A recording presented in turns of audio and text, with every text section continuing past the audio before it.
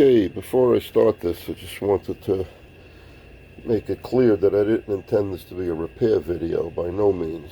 This is a video to show what can happen when you buy an old typewriter, especially from someone who doesn't know how to pack properly. And the damage on this one, as you're going to see, was this knob was broken, which I repaired.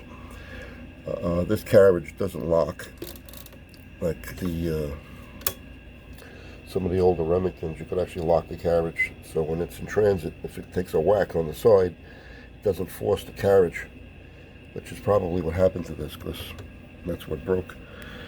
Now, I'm a professional mechanic. I could fix just about anything, but you do need guidance sometimes, and this guy at Phoenix Typewriter is absolutely the best. If it wasn't for him, I couldn't even figure out how to get the knob off. It's that complicated, yet simple.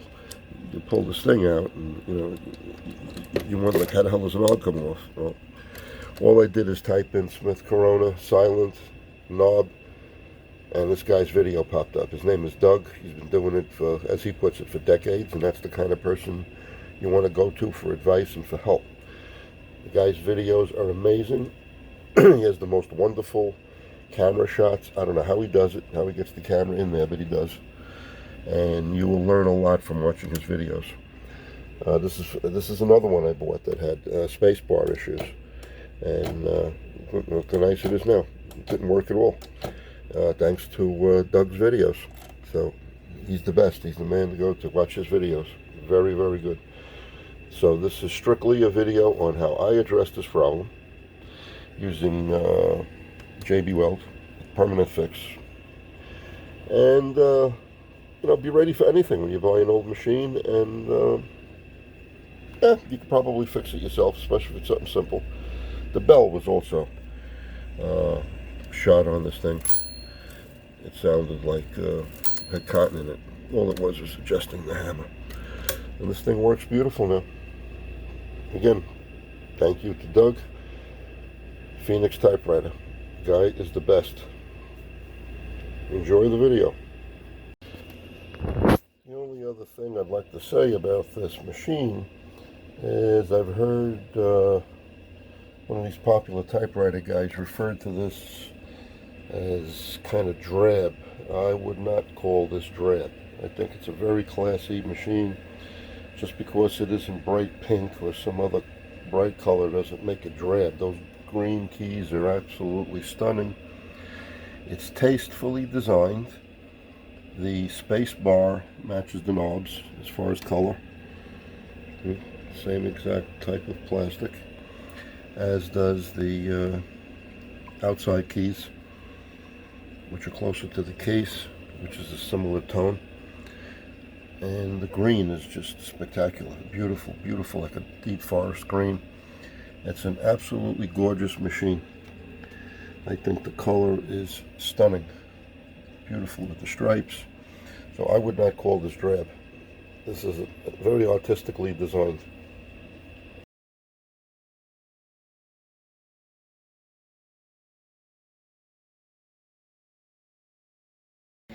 Alright, so this is my Smith Corona silent that arrived with a broken knob. So we got the knob off thanks to Phoenix Typewriter. This guy's got so many wonderful videos out there. This nut actually comes off, but you got to hold the nut and then turn the outer piece, which I will show you. It's this little thing. That's the knob you pull in and out to make the platen move. I'm going to mix up some JB Weld, which happens to be the same color as the knob. Here's the broken knob.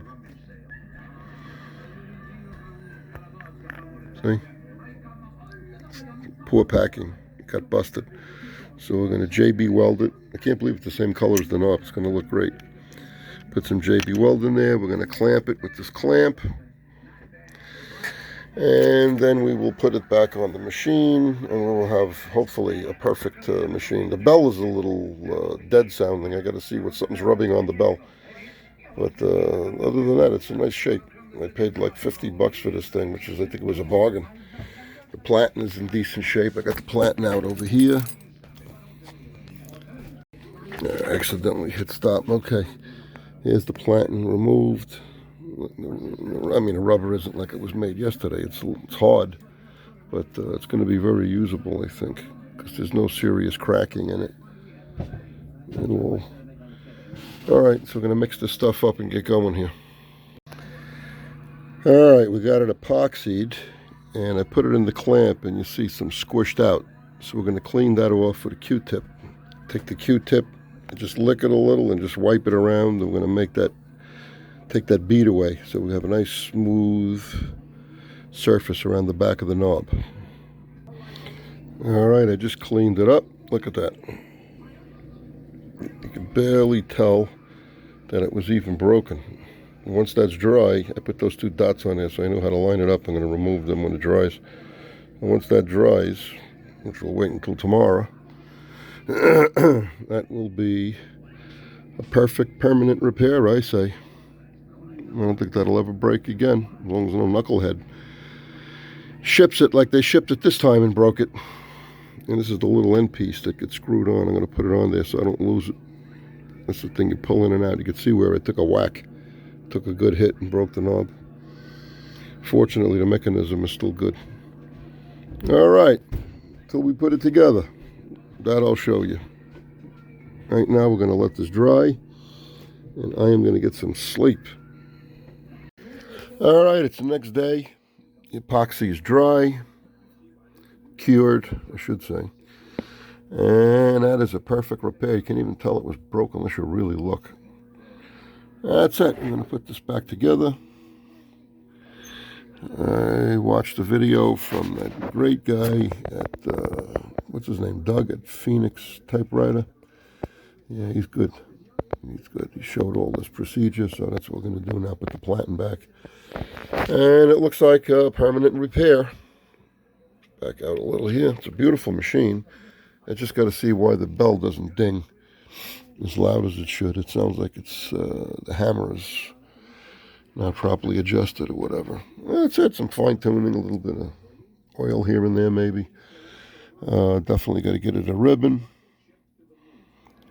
It's got the classic floating shift. Let's get in there, right? That's what that says. Yep, floating shift. So clean the dust off. Yeah, floating shift. Look at that. Beautiful. Gorgeous machine. The silent, which will not be silent when I'm done with it. And we'll test it out. Okay. All right, so we got the knob all done. Got the platen back in. The ratcheting mechanism wasn't in all the way. Got to make sure that's all together right. Anyway, we're messing with the bell now. And looks like we got it pretty much adjusted. I had to take the back of the machine off so I can access it. That's the bell over there, that black thing. It's really pretty well hidden. But got the hammer adjusted pretty good. That's all it was. Matter of adjusting the hammer. All right, we'll do a little bit of oiling. It looks pretty clean in here. Let's see a couple of, like the escapement and stuff, do a little bit of oiling and get it together. I don't think the ribbon is any good, but we're going to give it a shot anyway. Well, look at that. You can see the numbers underneath each key. Probably the part number underneath each key. Beautiful piece of machinery. Not much different than the early ones. Same basic mechanism. Just like that other old one I just showed. It's the same damn thing. See the same the ribbon mechanism here, the ribbon drive, the gears, everything. Okie dokie. In fact, this is that bar that was all full of that gunk and cadmium. This one is clean as a whistle. Probably wasn't cadmium plated. Yeah, it's really nice. Same exact guts. It's amazing. It's like, what, 30 years later? 30, 40, 50, 20 years later, 25 years later. It's amazing. Great machines. All right, the back panel. I removed this back panel to get to the bell. We had to adjust the bell and the trigger, which is fine now. Runs pretty good. And this back panel was loaded in, well, not loaded, but it had a piece of soundproofing here and here. And the adhesive turned to goo. So I pulled it off and cleaned it all up with lighter fluid. Lighter fluid is my cleaner of choice, by the way. That is amazing stuff. Works really well. Got all the gunk off. It's clean as a whistle. Now we put the cover back on. And we'll see what else we can do with this thing. Did a lot of oiling underneath. Some oiling to the certain parts of the escapement and what have you. Okay. All right, so I guess it's done for now. Better than what it was. Knob is repaired. Works beautiful. Pull this out. No detent. You push it in. You got the detent. We have a nice bell. And it seems to work okay. So we'll get a ribbon and then we'll be able to test it out. And for now, that is it. The Smith Corona Silent. Beautiful machine. Nicely made. Alright, well, lo and behold, as bad as the original ribbon is, it actually works. Getting something out of it. It's amazing.